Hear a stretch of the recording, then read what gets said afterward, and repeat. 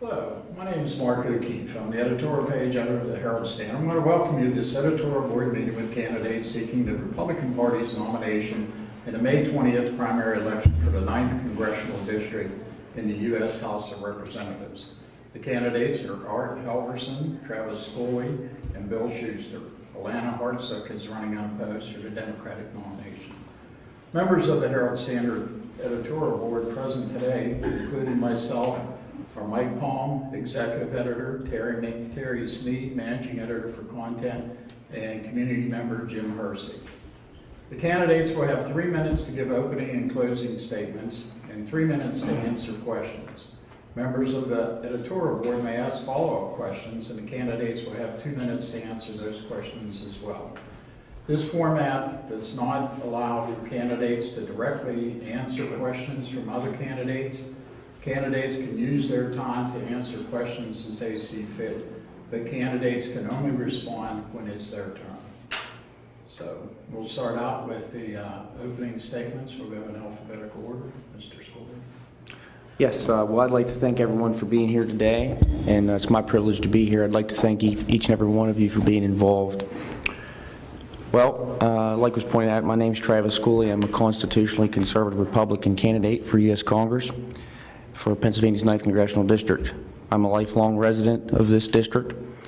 I was born in Fulton County and I was raised in Franklin County. I'm eager to represent the people of the district, and I see this as a service, and ultimately I have a heart of service.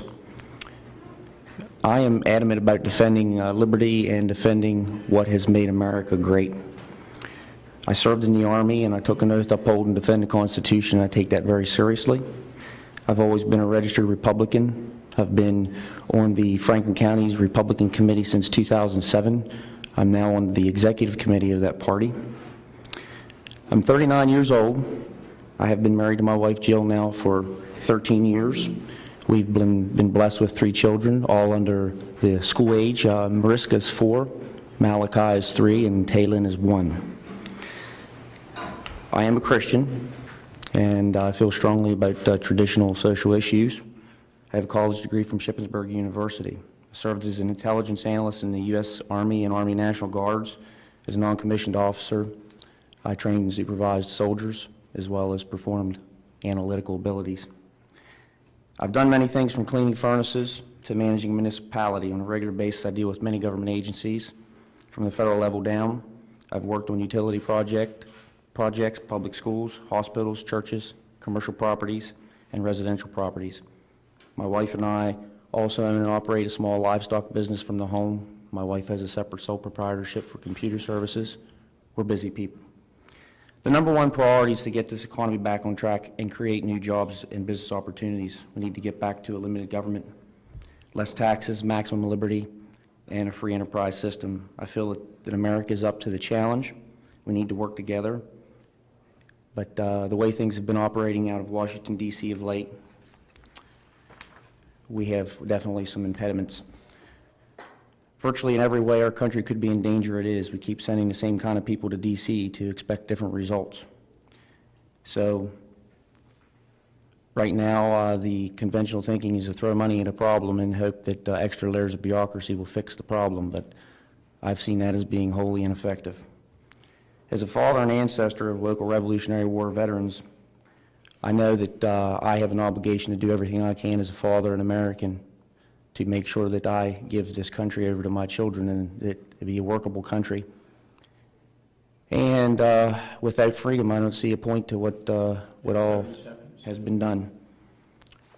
So our nation's unique. It's the first in the world to acknowledge that our rights come from a creator, and that's worth defending. I am the only candidate with local government experience, which ensures that I'll be in a very good position to understand how federal regulations impact our local communities, local businesses, and farmers. Thank you. Okay, Mr. Helverson. Good afternoon, everyone. Thanks for being here. Thanks to the Herald-Standard for hosting this event. Appreciate it very much. And the panelists, and also Mark for being a referee here this afternoon.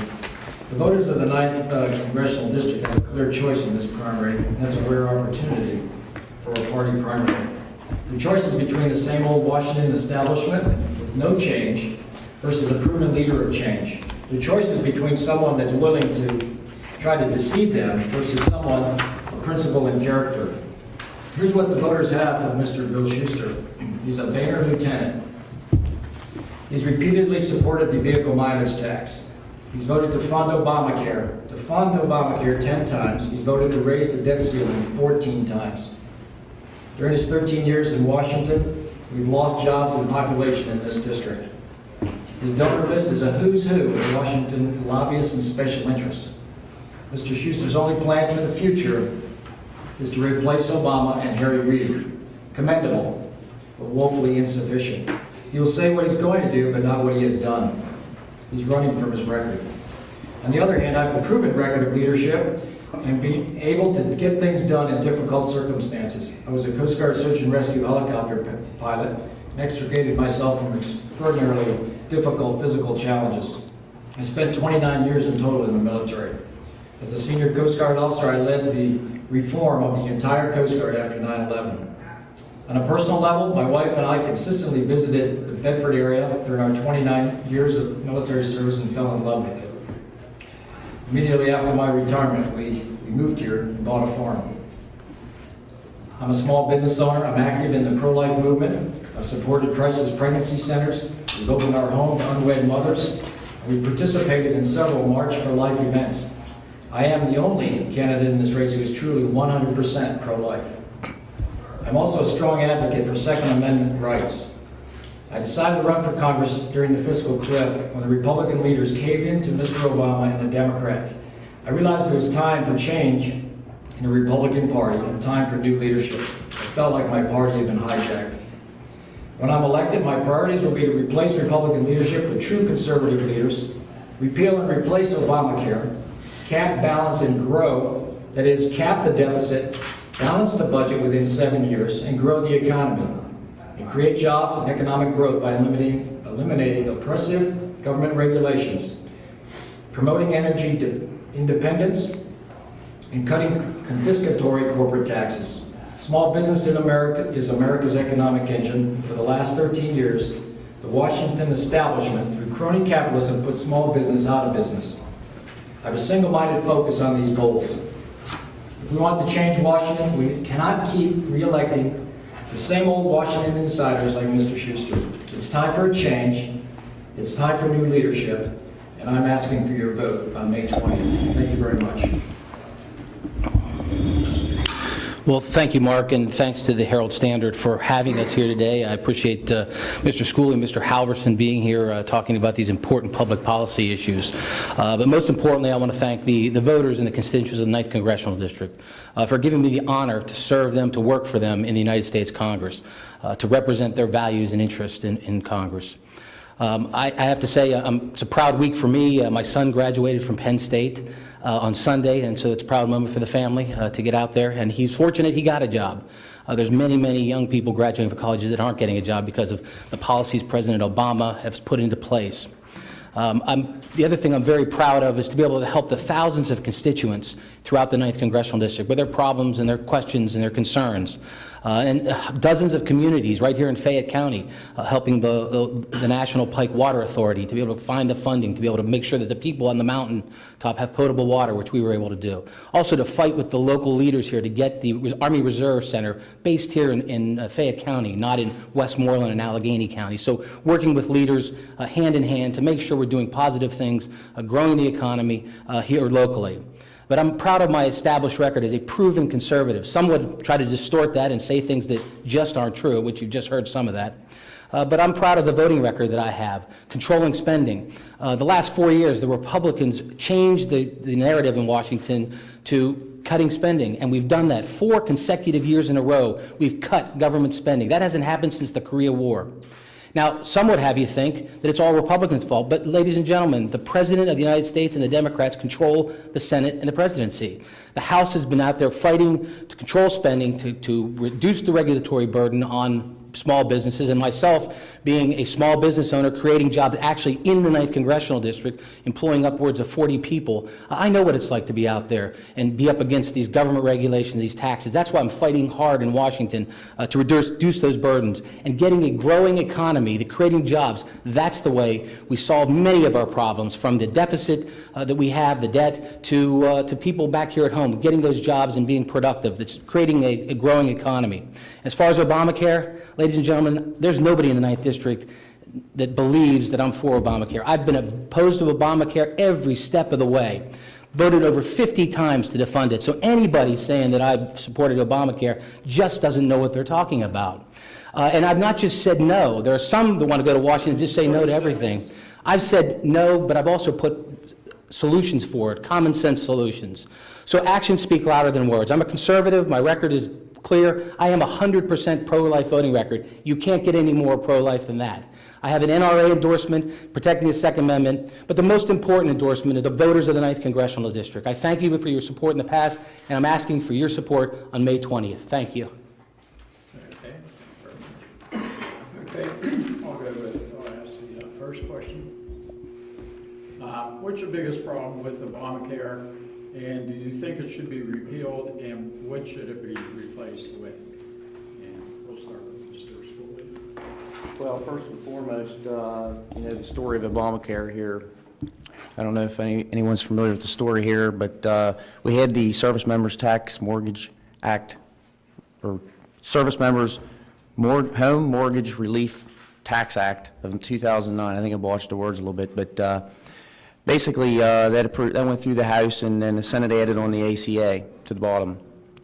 So after that, Barack Obama grandstanded and demanded that the House pass the Senate's language on that. So the House did a reconciliation process, and from that reconciliation process, today we now have Obamacare. Once the Supreme Court levied in there, they said that penalty was unconstitutional, but a tax was constitutional. So from that moment on, we should have went back to the House, because the House's special power is that all revenue bills, all taxing bills have to emanate from the House. Now, I'd like to hear more about how that happened. I don't understand how we got to we ended up with Obamacare to begin with for that. Many conservatives had plans. There's a lot of overlap. My ideas about the parameters for affordable for health care for Americans is not really all that different from other ideas, but Republicans haven't been able to get it through. I think that right now the challenge is we have a Democrat as a president, and we have a Democratic Senate, so we're going to need a supermajority to do anything at this point with that. I hope we can do something in the future, but I want to be a part of shredding Obamacare, dismantling it, whether it's limb by limb, we're all together in one piece. But I'm dedicated to that, and I have ideas. I'm going to get them up on my website, but rest assured, you can believe that I'm absolutely against Obamacare. So. Okay, Mr. Schuster. The problem with Obamacare is it's big government taking over control of the healthcare system in this country. It is going to bankrupt the country, quite frankly, and we see it already happening. When the president said, if you like your health care, you can keep your health care. That's not true. People are losing their health care every day. Premiums are going up. As a former small business owner, I know firsthand what it's like to talk to 40 employees and say, how do we manage this? How do we keep good health care for you? And I know across this 9th District, there are small businesses that are going to get rid of their health care. They just can't afford it. You've got a government system in place. The government's going to make decisions whether you can get certain procedures, get certain medicines, which is just absolutely wrong. And that's why I opposed it from the beginning. And I've opposed it over 50 times. I introduced legislation to stop the IRS from being able to enforce Obamacare, because that would have killed Obamacare. Unfortunately, the Senate doesn't take up the legislation, and that's the big problem we face in Washington. Not Republicans. The problem is the Democrats in the Senate and Harry Reid. And we've got to make sure we change that this November and have a Republican Senate, and we'll be able to move legislation that will drive this out of our system. And beyond that, as I said earlier, I'm someone who came up with solutions. Over 4 years ago, I came up with the solutions to put more choice into the system. If there's more choice, that creates competition, and competition drives down prices. I also said making sure we protect the patient-doctor's relationship. We shouldn't have the federal government or any government entity sitting between the doctor and the patient, making sure that those decisions are made by them. Tort reform, making sure that we're not hauling doctors to court in frivolous lawsuits. That will reduce the amount of tests they put on take to people just to cover themselves if they go into court. That's wrong. Opening up across state line purchase of insurance. We do it in life insurance, we do it in auto insurance, we should be able to do it in health insurance. Again, that's another opportunity to put choice in. When you have choice, you have competition, that drives down the cost. Certainly, we have to make sure that states have a better ability to implement these Medicare and Medicaid, the programs that they put in the states. The states are able to do it much more efficiently than the federal government. And looking at making sure that people with pre-existing conditions, that they're able to get into the system. I think that's part of the reform package that needs to be in there. So again, for the past 4 years, I've been fighting against Obamacare every step of the way, and I'll continue to, because it's bad for America to have the government take over the healthcare system. Okay, thank you very much, Mr. Halverson. Well, again, you've heard my distinguished colleague across the table tell us what needs to be done. The problem is, what's missing is he has not done it. He's been there 13 years, nor has Mr. Boehner, nor has the existing leadership of the Republican Party in the House. There's no debate, no light daylight between us that Obamacare needs to be buried. The problem is, it has not been, no proposal has been offered by the Republican leadership. That's what strategy is. Hope is not a method. We need a strategy. We need leaders who understand how to define an end state and then how to get there. They need a path to replace Obamacare. Nothing has been proposed in the House. We talk about something that was talked about 4 years ago. That's fine, but what have you done for the last 4 years to make that happen? You know some of the components that need to go into it. Why haven't you begun a strategy to implement those proposals? It's shameful, it's inexcusable, and it's an example of how the absence of leadership in the Republican Party in the House explains what's wrong with our country. The House has the power to change this. We can't excuse it, kick the can and blame Obama and Reid for what we haven't done. That's inexcusable that we should be blaming someone else when we had the power to affect change by proposing and voting in an alternative, a patient-centered, free market-based alternative to Obamacare. Voting 50 times against it, Einstein called that insanity. If you keep doing the same thing over and over again, getting the same result, that's not even a strategy. That's just a tactic. That's a ploy to be able to say how much you don't like Obamacare. I'm not impressed. Last week it was 42 times. This week it's 50 times. It's nonsense. It has to stop. Let's get something done. Send me to Congress and we'll propose an alternative to Obamacare and get it implemented. It can be done. So basically, you're saying that you feel that maybe that the Republicans should have worked more with Obama to try and make some changes? No, not change Obamacare, propose an alternative to Obamacare that the American people actually want. It's talked about. I proposed a framework. It's on 2 pages. Bobby Jindal has a 26-page, fully fleshed out alternative. The Republican Party, if there was some leadership, would embrace that, and they would take the caucus and they'd be implementing pieces of that, which could get in piece by piece, but they have not articulated nor have they stepped forward to do that. That's the answer to 50 votes against Obamacare. I think that's nonsense. I'd like to respond. You'll have your time later. Okay. Okay, we're going to move on to the next question. Terry, you want to take it? Sure. Fayette County's unemployment rate increased in March from 7.7 to 7.8%, ranking it 59th among the state's 67 counties. What plans do you have to improve the economy of Fayette County? We'll start with Congressman Schuster. Well, thank you. Well, first of all, I must respond. Mr. Halverson talks about nonsense. What's nonsense is that the Republican Party has articulated, has proposed. We haven't been able to get anything through the Senate. And what's nonsense is for somebody running for Congress not to understand the Constitution. So I would encourage him, and I have encouraged him, read the Constitution. The House can start revenue bills and spending bills, but the Senate must pass them also. Anybody going to Congress certainly needs to understand that. The problem is not Republicans, it's Harry Reid and the Democrats. The Democratic president not being able to get through all these ideas we put forth. And what Mr. Halverson proposed, it's nothing original. He's taken it off of websites and different folks from around the country. I think he's taken some of it from what I proposed. But again, I've proposed those things, and my record stands strong at opposing Obamacare and putting forth common sense solutions. As far as Fayette County and Western Pennsylvania, we have a golden opportunity with the discovery of gas and our coal reserves here. We have to continue to push to make sure the federal government, which they are trying to do under Obama, and we're fighting them every step of the way, but we can't get a Senate to go along, stop them from overregulating. The EPA shut down a coal-fired facility here in Greene County, Harpers Ferry. There's 370 people out of work because of that.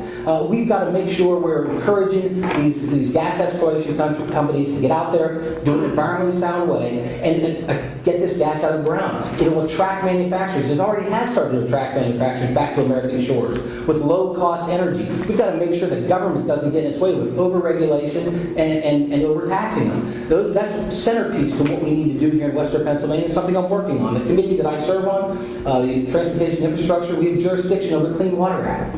They are trying to expand the jurisdiction to all water across the country, not just navigable waterways, but puddles out there. It is going to have a chilling effect on the economy. So I'm down there fighting hard to make sure the administration doesn't move forward with something like that. But the answer here in Western Pennsylvania is our energy resources. It'll take us back to where we were at the first 150 years of this nation. Pennsylvania was a key driver in the U.S. economy.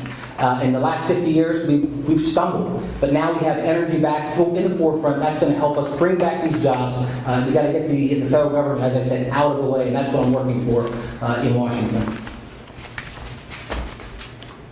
Okay, Mr. Halverson. Well, Mr. Schuster, show me your proposal in Congress as an alternative to Obamacare, and then I can accept your It's on my website. Look at my website. legislation. Okay. The problem with Fayette County, as in so many counties in Pennsylvania and the country, frankly, is the $18 trillion debt that we are closely approaching. Obamacare, which is a tax, highest tax in history. The lack of performance by the Congress to get our economy going again. And I'm not talking about Keynesian type economic growth where they spend a lot of money. We can see that's not going to work because that's what they've been doing. That's what that debt represents. Mr. Schuster's $11.5 trillion debt while he's been there has not produced any jobs. It's backfiring, it's stealing jobs, it's taking capital out of the economic engine, which is small business, sending it to Washington, hoping that they can produce jobs. It doesn't work. It's never worked. It's called socialism, and it's not going to work here. And if we keep trying it, we're simply going to bankrupt our country. That's exactly the path that we're on. I'm talking about reducing the size of the federal government, cutting the spending of the federal government so that small businesses can hire again, small businesses in Fayette County. We're driving people out of the county because there are no jobs, and that's Exhibit 1 that I just explained, that it's because Washington's so big, they are spending all the money, so investors and the folks in Fayette County and the 9th Congressional District don't have anything left to spend and invest and grow. Is being consolidated into cities. Rural areas are depopulating as the money is drawn into cities. And that's what happens when you have big federal government. The money goes to the cities. Transportation dollars go to the cities. And it creates economic activity in the cities. But folks like us out in the rural areas are being devastated. The vehicle mileage tax, which is being supported by Mr. Schuster as the only way. He's been quoted in roll call, he's been quoted on the Hill, he's been quoted in various, on Bloomberg and other articles that have been tracking this for a year and a half. That's a regressive tax. That's going to affect us adversely. It's the high taxes that are going to the federal government being diverted to the cities that are responsible for the job loss and the population loss in Fayette County. What about the Marcellus Shale? Do you have any deal on I that? absolutely support. America has the highest reserves of oil and gas. That's now been shown. The federal government has cut off access to deep water drilling on federal lands. It's been cut off. We need an energy-led recovery, and small businesses need to be allowed to explore for oil. Energy got us into a problem back in the 70s with OPEC. Energy can lead us out of this flat economy. We can't call it a recession anymore, but that's effectively what it is. When you're not growing, you're basically falling behind. So energy and Marcellus Shale and oil and an energy-led recovery is exactly what we need. So cutting regulations and taxes are what Washington can do right now. Okay, Mr. Schooley. I see the loss of jobs not only in Fayette County, but throughout this district and throughout America as well. There's 5 things, rather I'll say 4 things that I see as being variables involved in job loss in America. Now, one of the Republican tenets is less taxes. Less taxes puts more money in the hands of individuals as well as businesses. So the lesser taxes we have, the better off everybody is. More money will go around and it will benefit businesses. We also have too many regulations and too much red tape by our government agencies. They're running rampant, and the government has not, the Congress has not been able to control these agencies adequately. They're placing far too many regulations upon the energy sector, the business sector, as well as homeowners just doing general construction. Now, to lead into the EPA here, the EPA has gobbled up 5% of our gross domestic product. And we do have a war on coal, which I am very upset about. It's impossible for us to compete against a place like China that has to, that doesn't have to actually implement any of these environmental controls. And if we weren't hampered by our own government, we would have more energy production in this country. So I'm a strong advocate of domestic energy production. I feel it's an issue of national security because we don't have to rely on other countries that could cut us short. So we had a scare this winter. We come close. The power grid was strained. And it's from all the variables above. I'm very upset that the coal plants are shut down. I also see the free trade agreements as being part of this problem. And these things have been out here for a long time. I know that the Schusters have been involved in it to be fair and accurate because it's true. Now, I will give credit where credit is due. Bill's father did vote against H.R. 3450. That was to create NAFTA back in 1993. But he also voted for some other things which bolstered free trade. And that was the Free Trade Act. That was a Trade Act of 2002 in the 107th Congress. He also voted yes to H.R. 5110, which was called the Uruguay Round Agreements of 1994, and that is what created the World Trade Organization, and it replaced GATT. It's pretty. Every ordinary American knows they've seen their jobs going overseas. They've had to train people to do their job somewhere else. Our machines are going overseas. We cannot compete with nations who do not have the same labor laws, the same environmental regulations, and other things. It's really disadvantaged America, and we have had many job losses. We've had 1 in 9 of our manufacturing jobs have been lost to overseas. And Pennsylvania is the 5th hardest state in the country, and Congressional District 9 is the 5th hardest hit congressional district in Pennsylvania. So it's had a major impact here at home. Did you want to say anything about the Marcellus Shale? Yes, I am for Marcellus Shale. I think it's a good idea. I don't want to see that being done at the expense of coal. I am for any and all energy methods, but I don't think the government should be directing that activity, and we have seen that in the past. So when it comes to, even there was a bill back in 2004, H.R. 5503, it was an Energy Policy Act. It gave tax incentives for certain types of production, oil and gas production, clean coal technology, alternative motor vehicles, and electric industry, which also spawned the ethanol. And I'm very upset about this. It's increased grain cost for me at home. I have a farm, and my lawnmower and my weed whacker did not work as well, not to say even my vehicles are older. This was a travesty, and it was an example of giving incentives to false markets. We need to be thinking about letting the private sector make those decisions and driving the research and development instead of having government direct those actions. Okay, thank you very much. Okay, we'll move to question number 4. Jim, you want to take that one? You do number 4? Some say there is too much partisanship in Congress, particularly for members of the Tea Party who have been elected to Congress in the most recent years. Do you think overall the Tea Party has been a negative or a positive force in American politics today?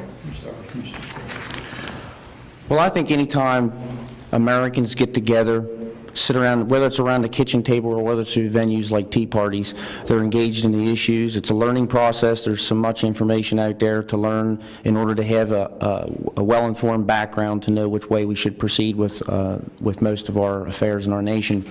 I applaud people for being involved at any and all levels. And I do agree with many Tea Partiers. However, I caution people giving labels. No Tea Partier that I've found is truly the same, as well as any Republican or Democrat or anyone else. We have to be careful of these labels, and I do think that we've had some positive impacts in Washington, D.C. I think, generally speaking, the population has become more aware of our fiscal problem in this nation, and I think out of that knowledge from the general population, we have our representatives do not have to put themselves out there on the front lines alone. We have so many people now that are engaged in the issues.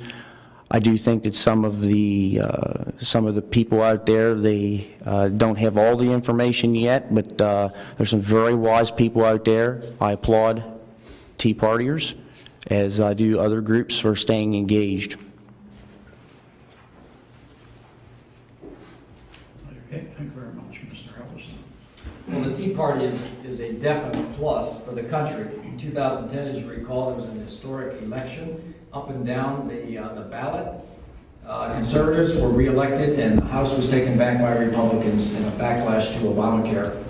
It was intended to stop Obama. Instead, when the House convened, establishment Republicans were put into power, and my view is that we elected Obama enablers, and the Tea Party people became incredibly discouraged because, in fact, the very legislation that they hired people to send them to Washington to do was being blocked by Mr. Boehner and his lieutenants. So it's an extraordinary plus. We'll see what's going to happen on May 2nd, whether there's going to be a resurgence of that Tea Party or not. But the real issue is how the establishment of Washington, which is both Democrats and Republicans, have effectively blocked conservative legislation from going forward. They've enabled Mr. Obama to continue his, what I consider undemocratic processes, his executive orders, continuing to keep Obamacare in place, violating, in fact, the very law that the Affordable Care Act by issuing waivers unilaterally, and the Congress sitting around on their hands saying, well, let's wait till we take the Senate back. Wait till we take the White House back. You hear that over and over and over again. That's like a coach on a losing team playing prevent defense.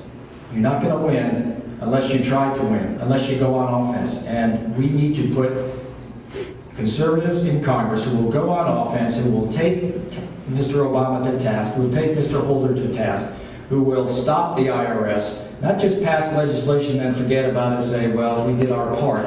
You have to keep fighting. Unless we start fighting, we're going to lose this country. The debt is going to eat us up. The devaluation of the dollar is destroying jobs, it's destroying our economy. And unless we put people into Congress who understand economics, who understand how the small businesses, the economic engine of America, how big government and the establishment, lobbyists and special interests are crushing small business, with their special handling by bought and paid for Republicans and Democrats, establishment Washington insiders. Unless we stop that, we're going to lose our country. That's why I'm running. I have 6 grandchildren. I fear for them that they're not going to experience a country like I experienced, which is full of opportunity and hope.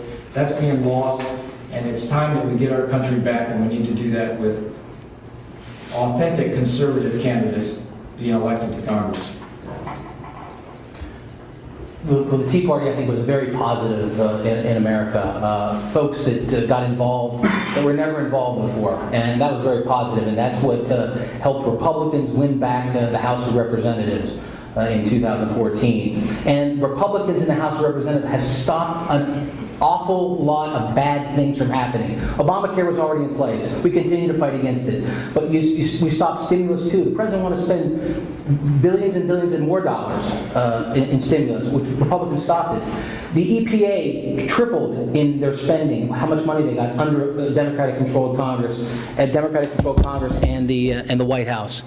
Republicans were able to stop that from growing. And as I said earlier, we cut spending 4 times in a row.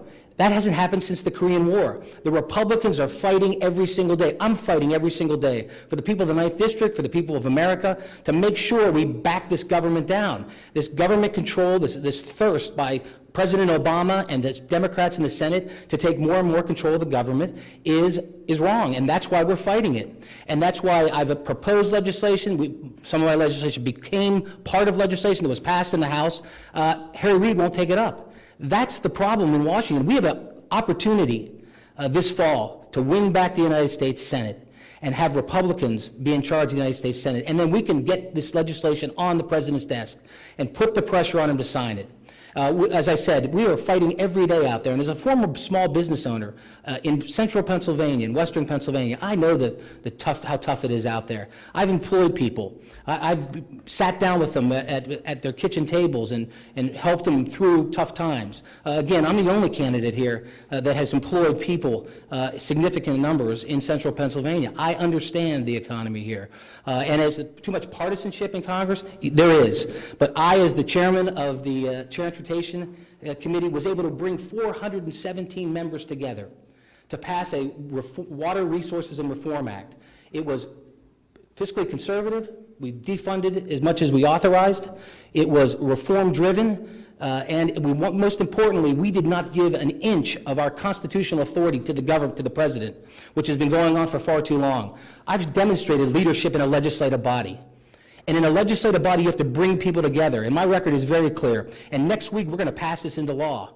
And it's under my leadership of bringing people together, Republicans, Democrats, conservatives, liberals, and finding the common ground. That's what I've been able to do. That's the kind of leadership I brought to Congress, and I'll continue to bring to Congress if the people of the 9th District so choose me on May 20th. Okay, next question. You want to take that, Mike? Sure. Most congressional Republicans are opposed to any increase in the minimum wage. However, Mitt Romney and Rick Santorum have come out recently in favor of the raise. Is there any chance that you might support such a raise in the future? We'll start with Mr. Halverson.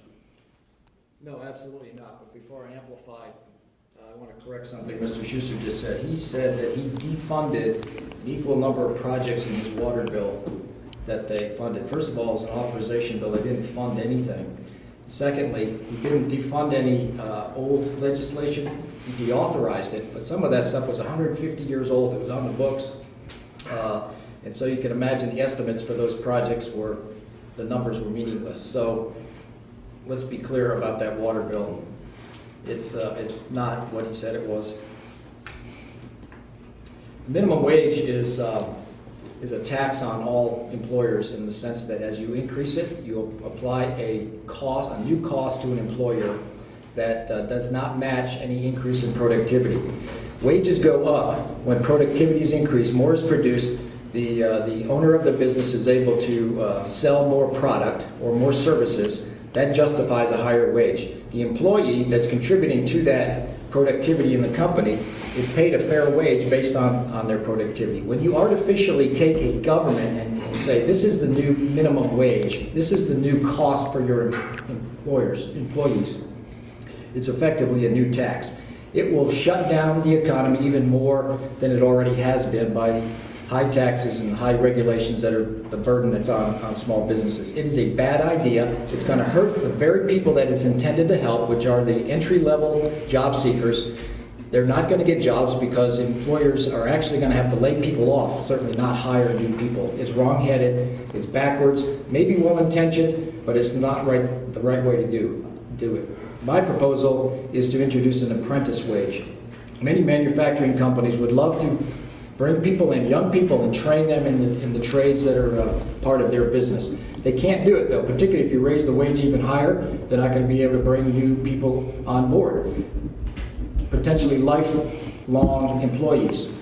An apprentice wage would allow them the flexibility to bring someone in, invest in that individual's training, give them a fair wage, but invest in their training, which would be part of their compensation, establish a lifelong relationships, potentially, certainly, with respect to the economy and to the country, introduce skills that would not otherwise be able to be produced and passed on. So that's the direction we need to be going. Give flexibility to employers with respect to wages, not raise artificially the minimum wage, which will backfire across the country.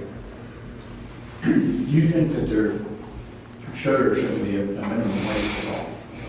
I'm okay with the minimum wage because it's in there, it would disrupt everything if we took it out, but I just made the case where it actually harms the very people it's trying to help, and raising it would be exactly the wrong policy. Much of what's going on in Washington, the wrong policies, it's exactly opposite of what should be done. So I'm proposing an apprentice wage would be less than a minimum wage, but it would be compensated. The difference would be made up in the extra training that would be invested in the individual, particularly in the trades.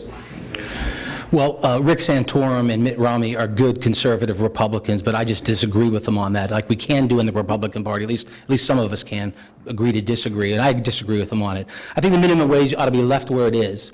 The market will determine where those wages go. And it appears Mr. Halverson just wants to put another government program in place. And I thought he was against government. He wants an apprentice wage. That's one more layer of government. I am adamantly opposed to doing that. I want to keep it as flat as possible. His apprentice wage, I don't know what that is. He hasn't explained it well, but maybe in the future he could. But to me, it's just another government program that Mr. Halverson's proposing. The minimum wage is where it is today, and we ought to leave it there. And what we do to improve the wages of working people, young people, is to have a growing economy. When you have a growing economy, the pressure is on the wages to move up, to hire good employees, to get people to come to work for you. Now, I know firsthand this because I employ people in my business in Blair County.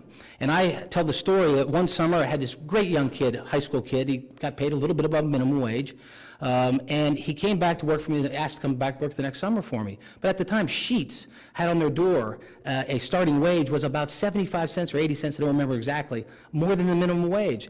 And when I talked to this young man, I said, I'd hire you back, I'll give you a raise. And he said, well, I can go to Sheetz and I can make 50 or 75 cents more than working for you. It took me about 3 seconds to realize this kid was good. I didn't have to train him, so I increased his pay about $1 more than Sheetz was. That's what happens in a growing economy. People rise up, and you will hurt the people that it's most there to help is college kids and high school kids, people just starting out in the workforce, to get in there to work hard. And if you're working hard and you're capable and competent, you will raise up through the ranks. You will make more money.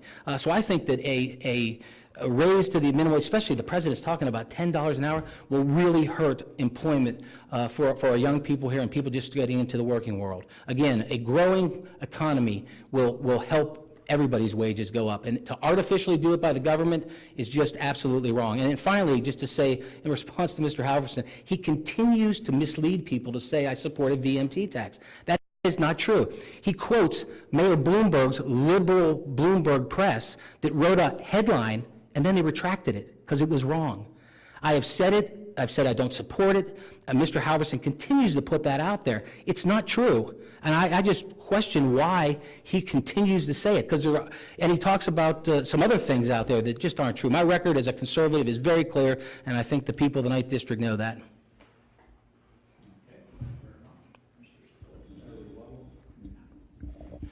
All right, I have 6 points I want to make about the minimum wage. I'm not in favor of increasing the minimum wage. It represents a pay loss for anyone making more than minimum wage. And it also is a pay loss for, well, everyone involved, no matter how high you are on the pay ladder. It increases the cost of goods and services.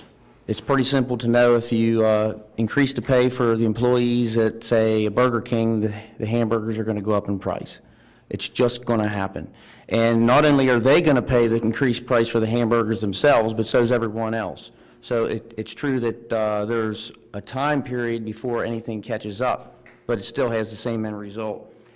So therefore, it is an inflationary action. It increases the price of goods and services everywhere. The kind of jobs that pay minimum wage are never intended, I believe, to be permanent jobs. You have to look at the cost basis of some of the sectors out there. There are certain industries that can't pay more because the price models for that business activity cannot warrant higher pay. And there's lots of examples of that I could give you if I had time. I know a Subway owner. If the minimum wage goes up, he's closing his doors. So I know one, but how many more are there? Now, on Mr. Halverson's apprentice wage comments, I would argue we already have that. That's why certain jobs pay more than others, especially when they're in the technical or specialized sectors. I'll give you an example. Geologists in training, surveyors in training, engineers in training. Generally speaking, the pursuit of advancement in education, credentials, or licensed activity, the pursuit of engaging in or pursuing a licensed activity warrants more pay. And we already see that pay structure built into our economy.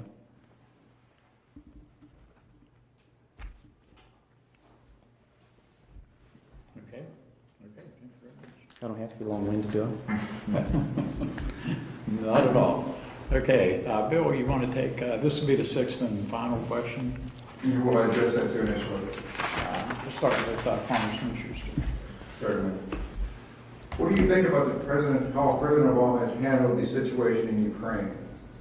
Can you see any scenario where the U.S. might have to send troops? The president has been terrible on how he's handled not only the Ukraine, but other problems in the world. Syria, for instance. What's happening in North Korea and Iran.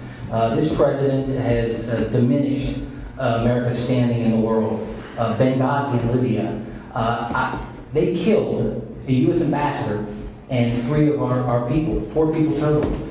And we have had no response at all. We should have had a very swift and strong military response, airstrikes, not boots on the ground, airstrikes, to demonstrate to people that we are not going to be taken lightly. People are not going to be allowed to do that to America. And I think from Benghazi to Syria, he drew the line in the sand, and then let Syria walk all over it.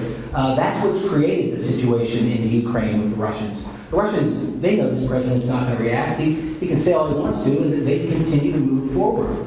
We see what the Chinese are doing in the Southeast Asia. They continue to expand out, and they want to control the shipping lanes in the seas in Southeast Asia. And they don't fear the United States. They don't respect us. So this president has done time and time again, demonstrated to the world that he's unwilling to stand strong on anything. And America is suffering from that.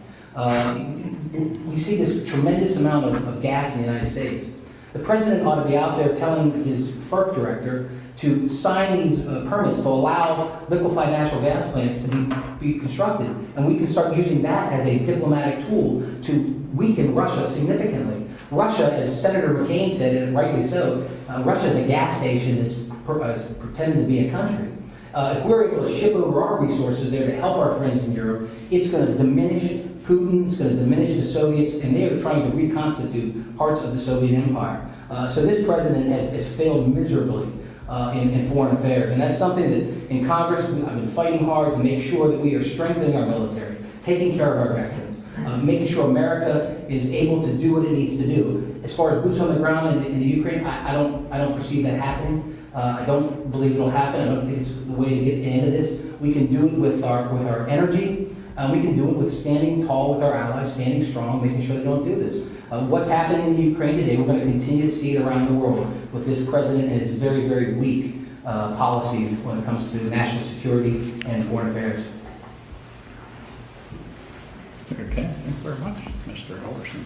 Well, referring to Ukraine, it's Ukraine, not, I'm not correcting you, sir, but others who have spoken. It's not the Ukraine, it's Ukraine. And folks in Ukraine would be very insulted by being referred to as the Ukraine. Another point of order here with respect, I believe what was said was we needed airstrikes in Benghazi. That would be exactly the wrong response. We needed a search and rescue evacuation of those people. We had time to do it. We had equipment on alert. If America was doing its job, we would have had equipment on alert that could have gone, and it just needed to be ordered in there and effected a combat zone evacuation. That's what was needed, not airstrikes. The reason we have a problem in Ukraine, Syria, even Benghazi, other places, is America is viewed as weak. 5 days before Mr. Putin moved into Crimea, Mr. Hagel announced that we were going to cut our foot soldier strength to pre-World War II levels. That's all Putin was waiting for, to hear that America did not have the will to defend itself or its interests around the world. And that's the basis for our military, is to defend our interests around the world. When we signaled that we were not willing to do that anymore, that's all a dictator like Putin, and that's what he is. He's a tyrant and he's a world conqueror. That's what he's trying to do, is reassemble the Soviet Union. There's no question. Even today's news in Ukraine and the Moscow-backed insurgents who are declaring independence, this is all backed by our KGB, Mr. Putin, who has a design on that part of the world. And America's weakness is embedded in its debt, which takes us back to the House of Representatives, which is spending us now nearly $18 trillion in debt. That's not including the off-budget Fed debt, the Fannie Mae, Freddie Mac, and other mandates, which add up to trillions, bigger numbers than we can even count to. Debt is our weakness. If we don't get control of the debt, if we don't stop the spending, if we don't balance the budget, if we don't grow this economy, we're going to see nation after nation rolling over, because America cannot defend its alliances. We should have been moving equipment, not soldiers, not preparing for war, but we should have been retracting some of the treaties that we had made with Russia. We should have recognized that this guy has designs on that part of the world, and once he has that part of the world, then it just rolls into other parts of the world. And some have said, we watched the beginning of World War III about a month ago when he started moving into Crimea. That's how serious this is. And until we get our House of Representatives in order, until we get this debt problem in order, America is going to continue to get weaker. We're going to continue to devalue our dollar, and we're going to continue to lose influence in the world. And when we do that, the light's going out, because America is the last best hope for the world. And when the lights go out in America, and they're going to if we don't turn things around, that's it for the world. It's curtains. Darkness is going to, and evil is going to prevail. And the stuff that we saw going on last century that America was able to stop, we will no longer be able to stop. And we're going to see another mass genocides. We're going to see, and I can go on and on. It's bad. Until we turn this around, and it starts in the House of Representatives, it starts with this race right here, putting an authentic conservative in the House to stop this debt. That's what I bring it back to. And Admiral Mullen did the same thing. It's our greatest national security risk is our debt. We've got to fix that, and I have a plan to do it. Okay, thanks very much, Mr. Stoker. Yes, what I see happening in the world right now is a posturing towards perhaps a universal war. I'm a child of the Cold War. I never believed that China is a free market. I mean, I've always believed they're still communist. I still believe the Russians are communist. You know, they haven't changed their stripes one bit. They had some problems, and they've worked their way through them, and they're rebuilding their old empire, piece by piece. We should expect this. And we are weak, and I contend we are weak because the dollar is weak, because our government has been unable to spend within its means. And I don't have to tell you numbers, but they're out there. We have over $17 trillion debt. That's $150,000 per taxpayer. Unfunded federal liabilities now $129 million, $1.1 million per taxpayer. We've broken the handle off that casino slot machine, and we're going to pay for it. So if we're not careful, we've been living under the rules of a petrodollar system since we've come off the gold standard in the 70s, And we've seen recent moves. Venezuela, China, Russia have all been abandoning that system. They've all been trying to use other currencies. This is what happens when you're weak. And when we're weak economically, and here at home, we're viewed as weaker around the world.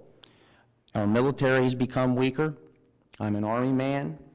I see the wisdom in having a strong military, especially when it's defense-oriented.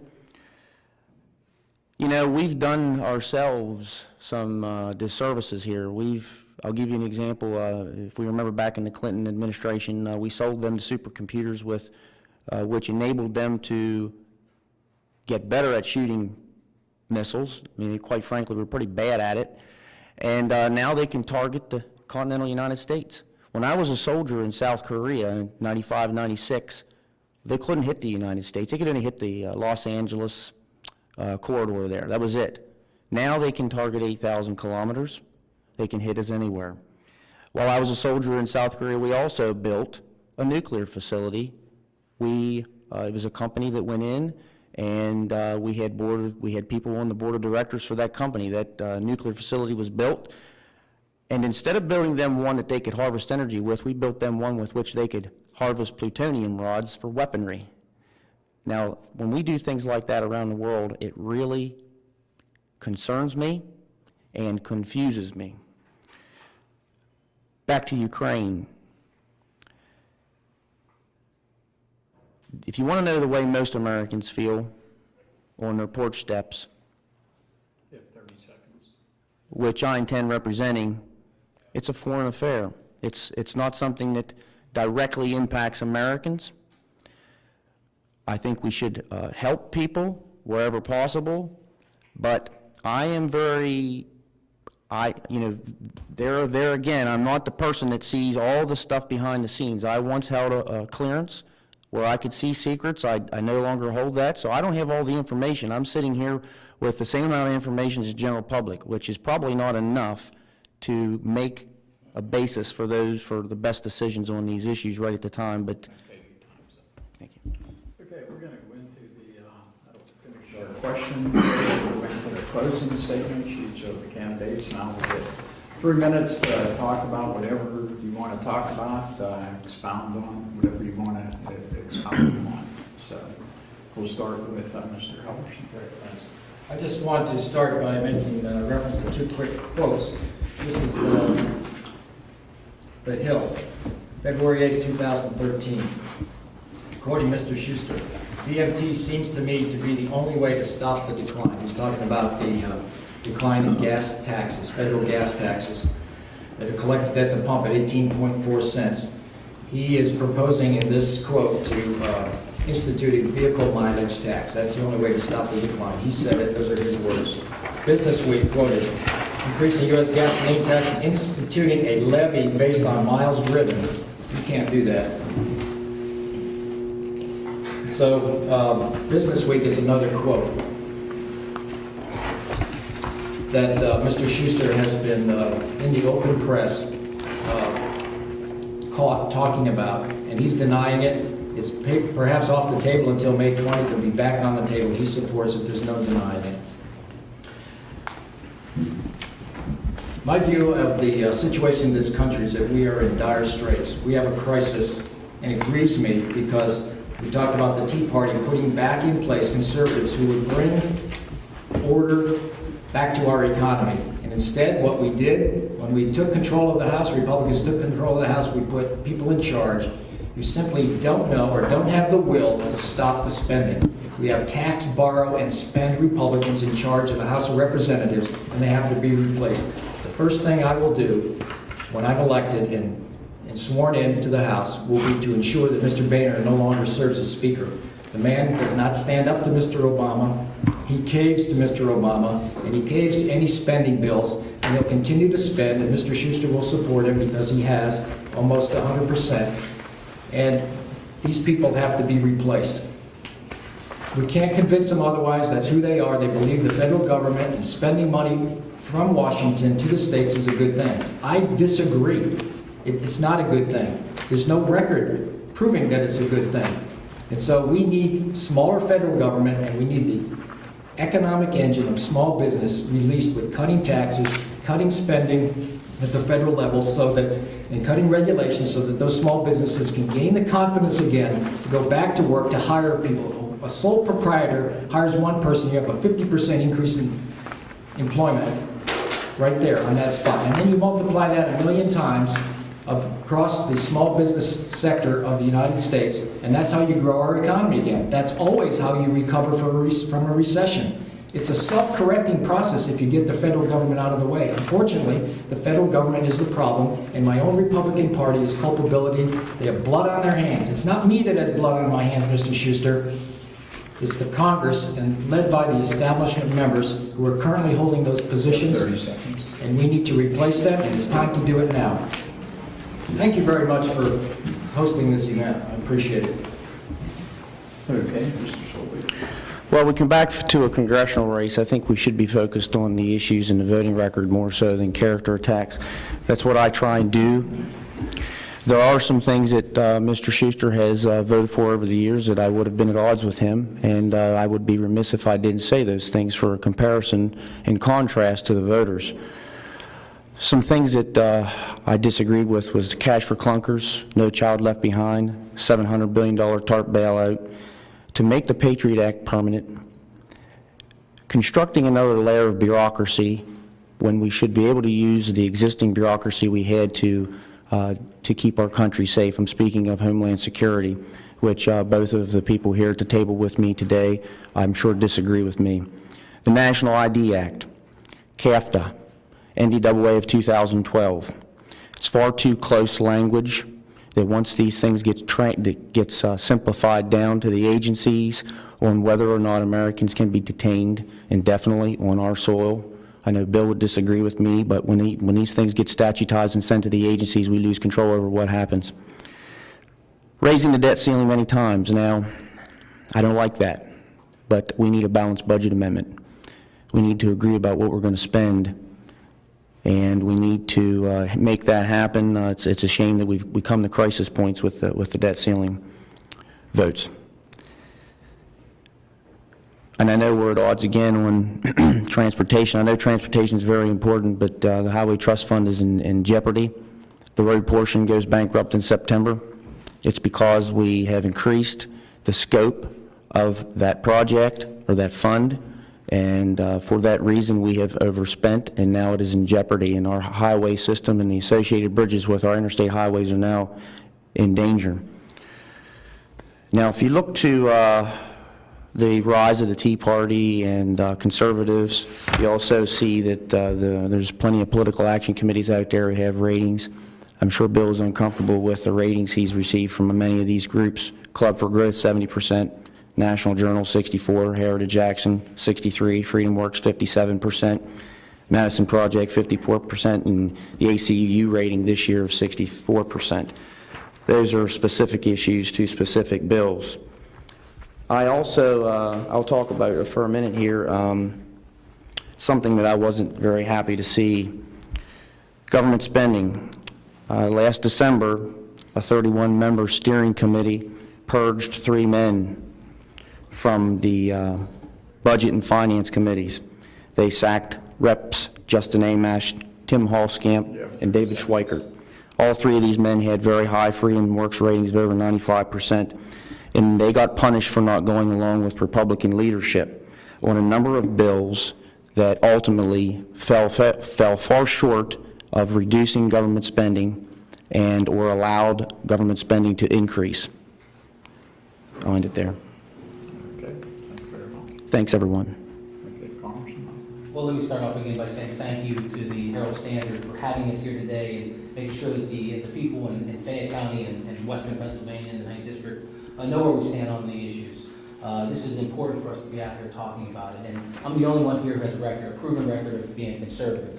Now, I just need to respond. The VMT, Mr. Halverson continues to quote things that are not true. I've stood up publicly and said I do not support EMT. It's not going to become a reality. The other thing is that here's a man, Mr. Halverson, who stood up and he complained about subsidies being so bad. He criticized my vote on the Farm Bill. And it turns out he accepted subsidies. He's pounding on them with one hand, but he has his hand out with the other. And that's not leadership, if you ask me, ladies and gentlemen. That's just not leadership. You need to stand up. You can talk all you want, because talk is cheap. It's actions. Actions speak louder than words. And Mr. Schooley talked about some of these groups, these outside groups, Club for Growth, Heritage Action. Who are they? We don't know who funds them? They're funded by billionaires and millionaires, probably people that have the kind of wealth that Mr. Halverson has. That's who funds them. The American Conservative Union, I have a strong conservative voting record with them. The issues of life and guns, I have a 100% voting record. Those are the only two issues that I want to have a 100% voting record, because the issues are too broad. They're too broad. You're going to have disagreements, just like you have disagreements in families and in communities. Like Mitt Romney and Rick Santorum and I disagree with minimum wage, so you're going to have those kind of disagreements. But when it comes to America, I believe America, we can turn this ship around. We can right the course of this ship by doing things like controlling our spending, which I'm the only one here in this room today that's voted to cut $5 trillion. I've been talking about and working towards and proposing legislation to reform Social Security and Medicare. Not for those, make it clear, not for those currently on Social Security and Medicare, but for those in future generations, to make sure that it's there for them. That we have to do those are tough reforms, and I've stood up and taken those tough positions. Not just talk about all these things that you don't like, but talk about getting things done. Water Resources and Development Act, like I talked about, Water Resources Reform and Development Act, like I talked about. I was able to bring back the Justin Amoshes, the Tim Hules camps that Mr. Schooley talked about. They were all on board because they know that what we produced in WRDA is a conservative document of making sure that we are deauthorizing as much as we're authorizing, making sure it was reform-driven to make sure these projects in the Mon River Valley, which is part of the district, so important to make sure those locks and dams are operating so the industries can get their products and resources up and down the Mon River. Extremely important. But most importantly in that bill, we did not give an inch of Congress's constitutional authority to the executive branch. I'd say that's real leadership. And that's what I've provided in Congress, and that's what I'll continue to provide in Congress. Cutting spending, reduce regulatory burden, making sure our taxes are staying low. I voted against the largest tax increase in the history of Congress. Mr. Halverson said he would have voted against that and let the greatest increase in taxes. That's what he would have voted for, the so-called fiscal cliff. He would have voted against it. Taxes would have gone up on 100% of the people in the 9th Congressional District, not just the wealthiest 1%. 100% tax increase. So, ladies and gentlemen, I'm so proud that you've supported me in the past. I ask for your vote on May 20th so I can go back to Washington as a proven conservative leader and make sure we're doing what's right for America and make sure we're doing what's right for the 9th Congressional District in Pennsylvania. Thank you very much. Okay, I want to thank the candidates for agreeing to take their valuable time and come in and meet with members of the Herald-Standard editorial board and share your views with our readers and viewers out there. And I want to thank you for watching. My name is Mark O'Keefe. I'm the editorial page editor for the Herald-Standard. We'll see you later. Thank you, sir. Thank you. Nice to meet you. Thanks for having us here. Good seeing you.